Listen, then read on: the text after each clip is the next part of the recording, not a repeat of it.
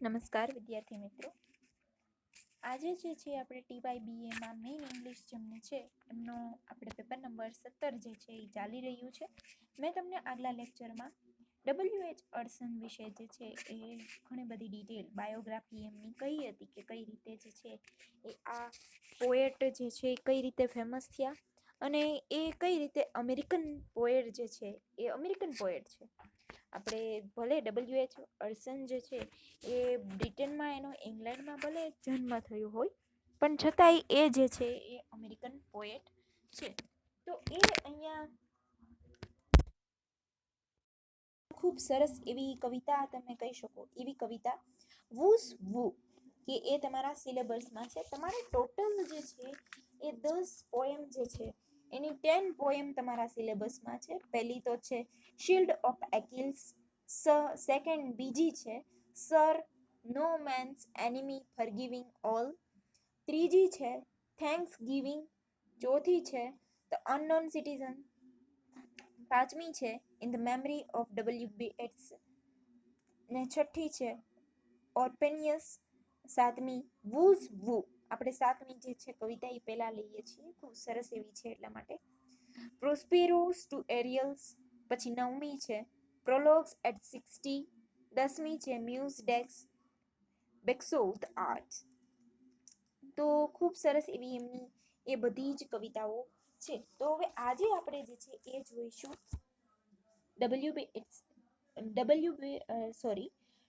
WH અડસનની કવિતા જે છે whose Woo.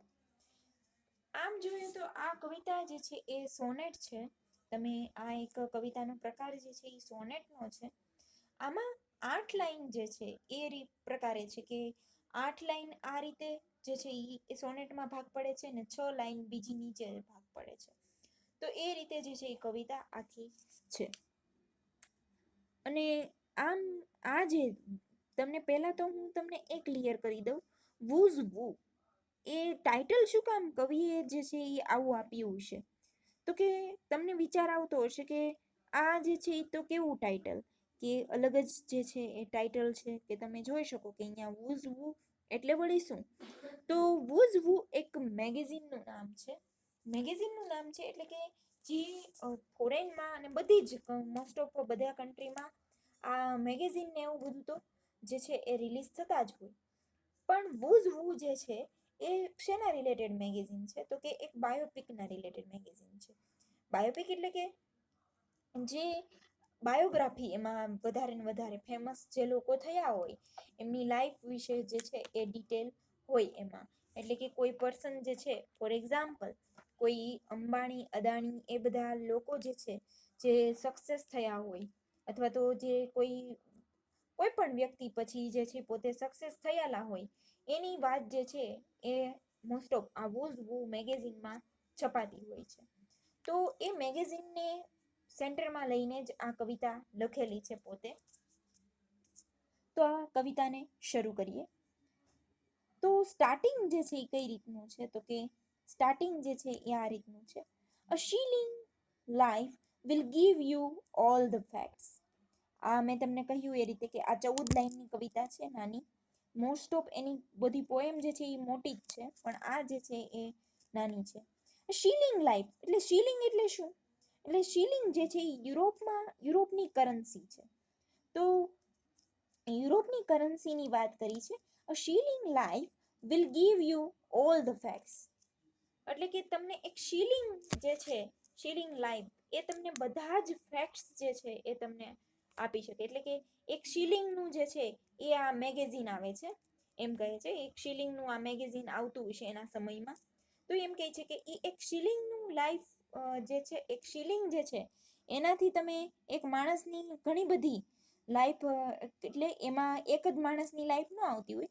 ઘણા બધા લોકો જે છે એ ફેમસ થયા હોય એને લાઈફ જે છે એમાં હોય અને એનું બાયોપિક ટાઈપનું હોય એમાં. તો એમ જ કહે છે કે તમે એક શિલિંગથી લોકોની લાઈફને જે છે એ જે સક્સેસ લોકો જે છે એની લાઈફના ફેક્ટ્સ એટલે કે એની લાઈફની વાતો અને એની સંઘર્ષની કહાનીઓ જાણી શકો તમે. હાઉ ફાધર બીટ હિમ કે કેવી રીતે એને એના પિતા મારતા અને અમુક બાબતો માટે ટોર્ચર કરતા. હાઉ હી રન અવે, પછી એ કઈ રીતે જે છે એ ઘરથી દૂર થઈ જાય છે, ઘરેથી જતો રહે છે. What were the struggle of his youth and what were the struggle of his youth what the acts, એટલે કે એના જીવનમાં એની જવાનીમાં એને કયા પ્રકારના એને સ્ટ્રગલનો સામનો કરવો પડ્યો હતો. Made him the greatest figure of his day, એટલે કે એના સમયમાં એને કઈ રીતના એક ગ્રેટેસ્ટ ફિગર બનવા માટે કેવા કેવા એક કામો કર્યા, એને દિવસ રાત એક કરીને કઈ રીતે કામો કર્યા જેનાથી એ વ્યક્તિ જે છે એ ગ્રેટેસ્ટ ફિગર બની શક્યો, એટલે નામચીન વ્યક્તિ અને સક્સેસફુલ માણસ બની શક્યો. Of how he fought and fished and hunted worked all night, કે કઈ રીતે બધી વસ્તુનો બધાને સામનો તો બધી વસ્તુનો કરવો જ પડે, બધાની લાઈફમાં સ્ટ્રગલ ને બધું તો છે જ, પણ એ માણસ જે છે કઈ રીતે પોતાના સ્ટ્રગલમાંથી એમાંથી બહાર આવે અને દિવસ ને રાત એક કરીને જ્યારે એ કામ કરતો હોય છે ત્યારે એ વ્યક્તિ સફળ થતો હોય છે. Through the giddy climbed new mountain named a sea, એટલે કે એ રીતે જ છે એ પછી એટલું બધું સંઘર્ષ કરીને, એટલે એટલી બધી ટ્રાય કરીને અમુક વખત જે છે એ માણસ થાકી પણ જતો હોય છે, પણ છતાંય એ થાકે નહીં અને ફરીથી એ હંમેશા એ નવો જુસ્સોથી પોતે નવા નવા જે છે એ સંઘર્ષ ખેડવા માટે તૈયાર થઈ જાય અને એ હંમેશા એમ જ વિચારે કે હું આ ટ્રાય કરી જ શકું, મારાથી આ થઈ જ શકે, તો એ વિચારીને એ નવા નવા સાહસો કર્યા જ કરે.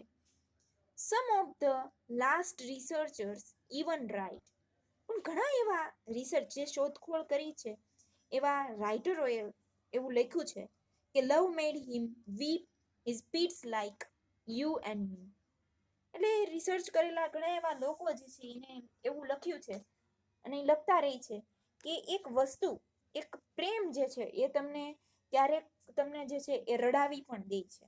તો અહીંયા એમ કહે છે જેમ તમને અને મને રડાવી દે છે એમ સારા સારા માણસને રડાવી દે છે. કે કોઈ માણસ જે છે આ કોઈ માણસની જ વાત કરે છે કે કદાચ ડબલ્યુ એચ આર્ડને કોઈની સ્ટોરી વાંચી છે, બાયોપિક વાંચી છે ને પછી એમને આ પોએમ લખી હોય એવું આપણને લાગે છે. કે એમ કહે છે કે એ જ રીતે આ માણસને પણ સાથે એવું જ થાય છે કે એવું ન એટલે કે અહીંયા એમ કહેવામાં આવે છે કે તમે ક્યારેય એવું ન સમજો કે સક્સેસફુલ માણસને હંમેશા એ હેપી જ હોય, એના બધા જ પહેલાથી એ હેપી જ હોય એવું જરૂરી નથી. એના લાઈફમાં પણ કેવા કેવા અમુક બાબત જે છે એ સક્સેસ હોય છતાં પણ એને ન મળી હોય અને એનાથી વંચિત રહી ગયા હોય, એવું પણ બને. હવે આ સ્ટ્રાન્ઝા આખો પૂરો થાય છે 8 લાઈનનો જે છે એ. હવે જે લાસ્ટ સ્ટ્રાન્ઝા છે એ શરૂ થાય છે. With all his honor on, he signed for once, એટલે કે એક વસ્તુ કે એને પણ રડાવી દે છે અને એને પણ આમ હિપકે ચડાવી દે છે કે માણસ જે છે એને પણ એમ થાય છે કે એને ઈ બાબતે એ વસ્તુ તો મળી જ નહીં તો શું.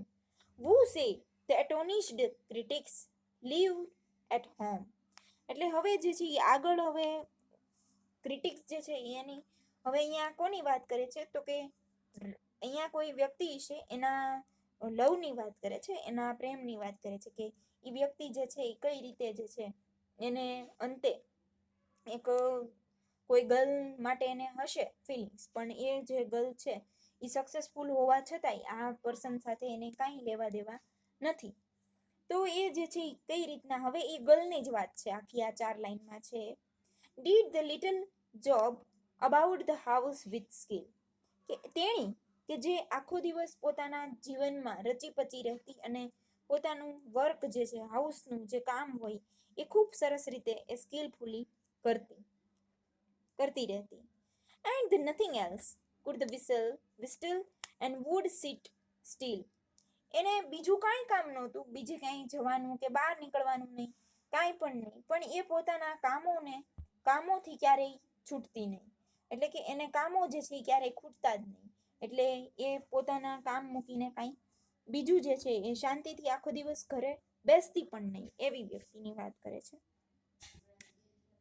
ઓર the potter round and the garden, answer the some, એટલે કે જો એને કંઈ કામ ન હોય તો પણ એ જે છે એ પોતાના બધા જ કામો પૂરા કરીને એ પોતે ગાર્ડનમાં જે છે એ ગાર્ડનમાં જતી અને જે છે બધા અમુક અમુક નવા નવા કામો કર્યા કરતી, કે ફૂલને પાણી પાવું આ તે બધા નવા નવા કામ કર્યા કરતી.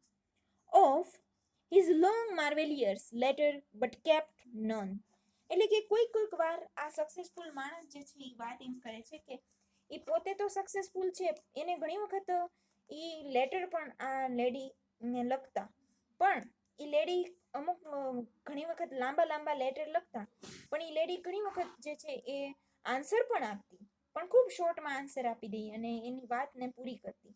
અને અમુક બાબતે એટલે એને એવું લાગતું કે એ એની સાથે જે છે એ ક્યારેય એની એટલે કે એ બંને જ છે આ રીતે જે છે એમ વિચારે છે કે એ ક્યારેય એવું ન વિચારતી કે આ માણસ સક્સેસફુલ છે તો કે એની પાછળ પોતે આ વ્યક્તિ જે છે તો એને એટલી પેલી વ્યક્તિનું છે, પણ આને એવું કાંઈ હોતું નથી. આ એક સાધારણ જીવન જે છે પોતે જીવતી હોય આ લેડી, અને પોતે જે છે પોતાની એ જ લાઈફમાં જીવવા માંગતી હોય છે.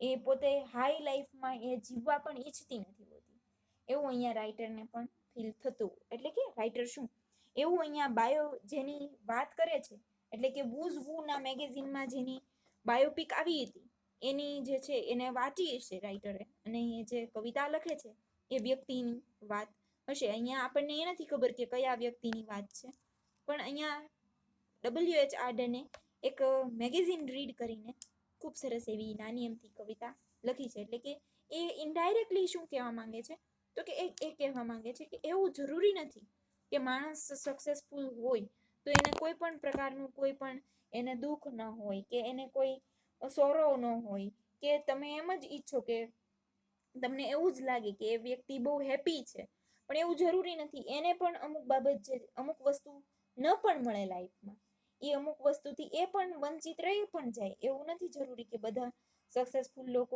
બધી બાબતોમાં સક્સેસ જાય જ, એવું જરૂરી નથી. તો અહીંયા એ રીતની જે છે કવિતા છે. તો અહીંયા સુધી આપણે આ પોએમને રાખીએ છીએ. હવે આઈ હોપ આ કાંઈ એટલી બધી ડિફિકલ્ટ પોએમ નથી કે જે તમને સમજાય ન સમજાય એવું તો કાંઈ આમાં છે નહીં. તો આપણે અહીંયા સુધી આ કવિતાને રાખીએ છીએ. આપણે આગળ જ્યારે કાલે મળીશું ત્યારે નેક્સ્ટ પોએમ જોઈશું ડબલ્યુ એચ આર્ડનની.